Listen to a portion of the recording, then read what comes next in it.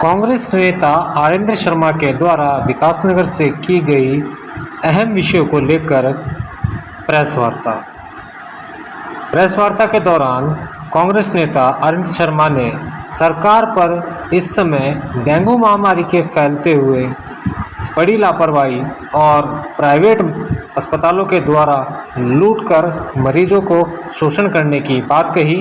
वहीं दूसरी ओर उनका कहना है कि पछवा दून में अवैध खनन जिस तरीके से लगातार जारी है, डबल इंजन और सुशासन का दम बढ़ने वाली भाजपा सरकार खनन माफियाओं के सामने नतमस्तक होकर अपनी शहर पर अवैध खनन कराने की तैयारी कर रही है। इसको लेकर उनके द्वारा इन दोनों बिंदुओं पर अहम प्रेस वार्ता की गई। आइए जानते हैं क्या कहना है कांग्रेस नेता आरिंदर शर्मा का। ये देखिए, प्रशासन की खामी है, सरकार की खामी है। सरकार केवल इतिश्री कर लेती है। गरीब आदमी के ट्रैक्टर दो पकड़कर जो अपना रोजी रोटी है गरीबों को पकड़ा जा रहा है, लेकिन जो बड़ी मात्रा में खनन होता है, अब नए मुखिया आए हैं वो देखें, लेकिन वो खाली देखे नहीं, उसको हर 8वें दिन उस पर कार्रवाई होनी चाहिए। उनको रिव्यू करना चाहिए कि कहाँ खनन हो रहा है। खाली एक बार आने के बाद नहीं है। बहुत से लोग तो यहाँ जो लोग बहुत से ऐसी शिकायतें आई हैं, कई जगह जो लोग जमे हुए हैं काफ़ी सालों से, वो लोग इसमें लिप्त हैं। तो वो कौन लोग हैं उसका एक आंतरिक इंक्वायरी होनी चाहिए, हर जगह होनी चाहिए। वन विभाग में होनी चाहिए, पुलिस विभाग में होनी चाहिए।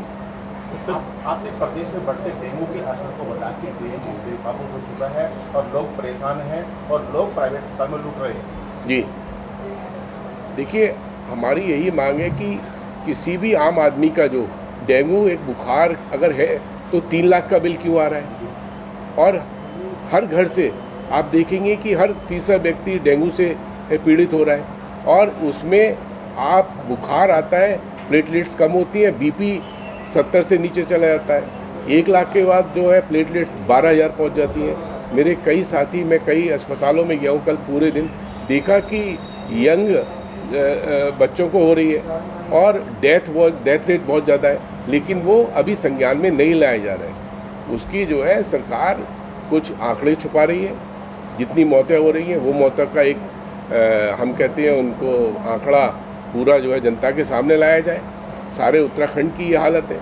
अगर बात करें विकासनगर में पिछले 8 दिनों में 10 से 15 मौतें हो चुकी हैं, लेकिन उसका भी कोई जो है अभी तक सरकार ने कोई कदम नहीं उठाया।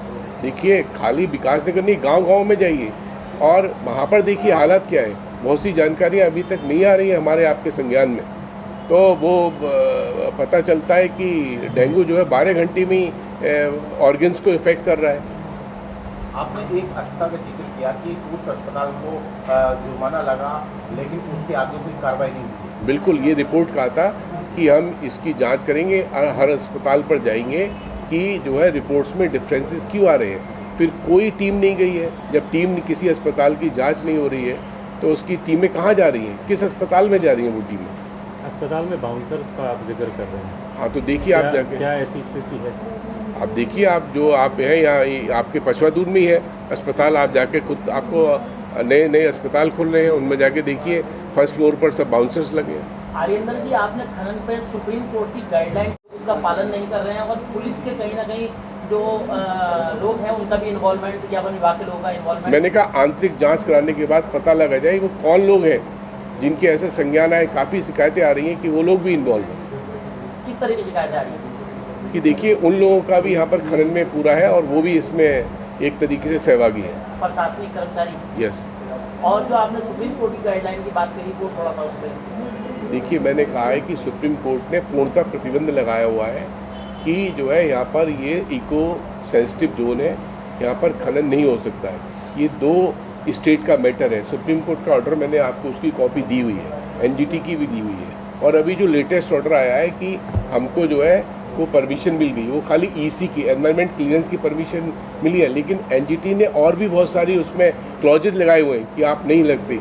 एक खाली क्लॉज दिखाकर कोई परमिशन है उससे खनन स्टार्ट नहीं हो सकता है। लेकिन आप तो ये खनन का खेल प्रारंभ करने की तैयारी है इस सत्र में। तो हम सरकार उससे मांग करते हैं कि ऐसे जो है वो माफियाओं का खेल बंद करे और इस पछवा दून को, जो इतना अच्छा हमारा पछवा दून है, उसको पछवा दून ही रहने। आप मानते हैं वर्तमान में अवैध खनन जारी है? बिल्कुल, मैं अवैध खनन के खिलाफ हूँ। मैं वही कह रहा हूँ कि और अवैध खनन का आंकड़ा खुद पेपर में बता रहा है कि जो है राजस्व गिर रहा है, तो अवैध खनन जितना बिल्डिंग मटेरियल बन रहा है वो कहाँ से आ रहा है, वो कैसे आ रहा है। कल ही अभी एक आरटीआई कार्यकर्ता ने जब पता लगाया तो पता लगा कि इतना खनन जो है सामग्री, जबकि इतना खनन नहीं हो रहा है ऑन रिकॉर्ड, तो ये खनन कहाँ से हो रहा है, फिर अवैध खनन का रूप ले रहा है वो। यमुना नदी के स्वरूप पर कुछ असर पड़ेगा इन चीज़ों? यमुना पर भी पड़ेगा, आसन पर भी पड़ेगा, दोनों नदियों पर काफ़ी असर पड़ेगा। और ये अभी जो आपदा आई है उसमें जो है टीम जांचकर्ताओं ने भी बताया कि खनन के लिए उस पर प्रतिबंध कोटद्वार में हुआ, उसमें भी यही जांच में रिपोर्ट में आया था कि खनन के कारण जो है वो पुल का नुकसान हुआ।